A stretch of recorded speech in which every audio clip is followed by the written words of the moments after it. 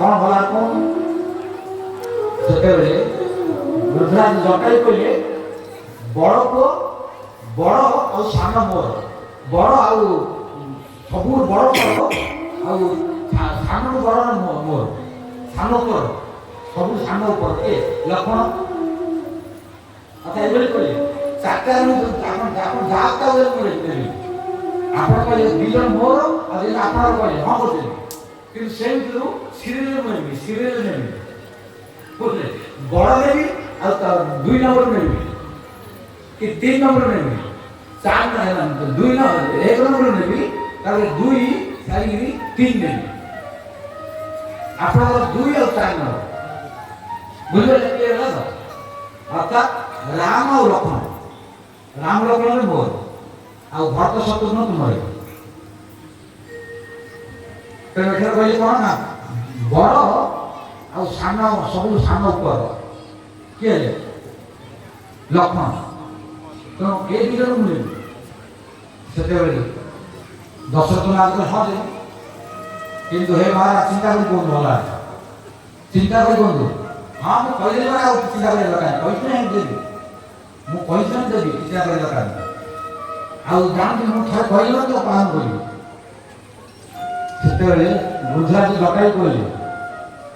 କି ସେ ତ୍ରିକାଳଦର୍ଶୀ ନା ସେ ସାଧାରଣ ନୁହେଁ ସାଧାରଣ ପକ୍ଷୀ ନୁହେଁ ଯିଏ ବୈକୁଣ୍ଠରେ ସମାଧାନ କରିଦେଉଛନ୍ତି ଯାଇକି ଯାହାକି ଦଶରଥ ମହାରାଜ କହିପାରୁନାହାନ୍ତି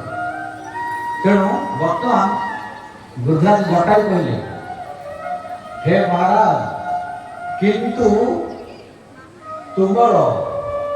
ଅନ୍त्यେଷ୍ଟି କ୍ରିୟା ମୁଖରେ ଅଗ୍ନି ଆଉ ସଂସ୍କାର କରିବା ପାଇଁ ମରିବା ବେଳୁ ପାଣି ଯାଉଛି ଅଗ୍ନି ଦାହନ କରିବା ପାଇଁ ଅନ୍त्यେଷ୍ଟି କରିବା ପାଇଁ ବଡ଼ ପୁଅ ରହିବ ତୋ ପାଖରେ କାହିଁକି ମୁଁ ବଡ଼କୁ ନେଇଛି ଆଉ ବଡ଼ କିଏ ରାମ ଆଉ ତାପରେ ସାନ ଉପରେ କିଏ 3 ନମ୍ବର ଲକ୍ଷ୍ମଣ ତେଣୁ ରାମ ଲକ୍ଷ୍ମଣ ମୁଁ ନେଲି ତେଣୁ ରାମ ଲକ୍ଷ୍ମଣ ତୁମର ବଡ଼ ପୁଅ ଅଗ୍ନି ସଂସ୍କାର କରିବା କଥା ଅନ୍त्यେଷ୍ଟି କ୍ରିୟା କରିବା ବଡ଼ ପୁଅ କିନ୍ତୁ ବଡ଼ ପୁଅକୁ ଆପଣ ସୁଯୋଗ ମିଳିବନି ସେତେବେଳେ ଦଶରଥ ଯାହା କହିଲେ କହିଲେ ଆପଣ ଯାହା ହବ ଆଉ ଯାହେଲେ ଥରେ କହିଲେ ମାନେ ଆଉ କ'ଣ ହବ ଯାହା ହବ ଦେଖାଗଲା ଯେତେବେଳେ ଜନ୍ମ ସେତେବେଳେ ଦେଖିବା ବର୍ତ୍ତମାନ ତ ଜନ୍ମ ହେଇନାହାନ୍ତି ସେତେବେଳେ ଦେଖିବା କ'ଣ ପରିସ୍ଥିତି ଯାହା କହିଲେ ମାନେ ହବ ଯାହା ହବ ଯିଏ ରହୁଛି ସିଏ ଦେବ କ'ଣ ଥରେ ମୁଁ କହିଲେ ମାନେ ଯାହା ହବ କହିଲେ ଠିକ୍ ଅଛି କିନ୍ତୁ ମୋର ଦରକାର ସେତେବେଳେ ବୃଦ୍ଧରାଜ ଜଟାୟୁ କହିଲେ ମୋର ହବ ବଡ଼ ପୁଅ ମୋର ଆଉ 3 ନମ୍ବର ପୁଅ ମୋର ଆଉ 2 ନମ୍ବର ଆଉ 4 ନମ୍ବର ଆପଣଙ୍କର ହେ ରାମଚନ୍ଦ୍ର ବର୍ତ୍ତମାନ ତୁମର କେତେ ନମ୍ବର ରାମଚନ୍ଦ୍ର କହିଲେ ମୁଁ 1 ନମ୍ବର ଲକ୍ଷ୍ମଣ 3 ନମ୍ବର ତାହେଲେ ତୁମେ ମୋର ପୁଅ ହେଲେ ନାହିଁ ତୁମେ ମୋର ପୁଅ ହେଲେ ନାହିଁ ଓ ଏ ରହସ୍ୟ ଆମେ ଜାଣିନୁ ତେଣୁକରି ବାପା ଯେତେବେଳେ ପୁଅ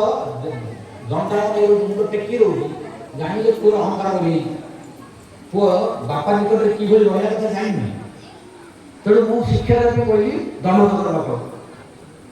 ସେତେବେଳେ ଏ ପିତାଜୀ କ୍ଷମା କରି ବୋଲି ସାତ ପଡ଼ିଲେ ବୃଦ୍ଧରାଜ ଜଟାୟୁଙ୍କ ସଙ୍ଗେ ରାମ ଲକ୍ଷ୍ମଣ ସୀତା ସମସ୍ତେ ଦଣ୍ଡବତ କଲେ ବୃଦ୍ଧରାଜ ଜଟାୟୁଙ୍କୁ ଆଉ ଦେଖନ୍ତୁ ବର୍ତ୍ତମାନ ସେ କହିଲେ ବର୍ତ୍ତମାନ ମୁଁ ତୁମର ପିତା ହେଇନି ହଁ ଆପଣ ନିଶ୍ଚୟ ଆମର ପିତା ଏବଂ ଆମେ ଆପଣଙ୍କର ପୁଅ ବର୍ତ୍ତମାନ ଏହି ବିଷୟଟି ଜଟାୟୁ ସମାଧାନ କରେ।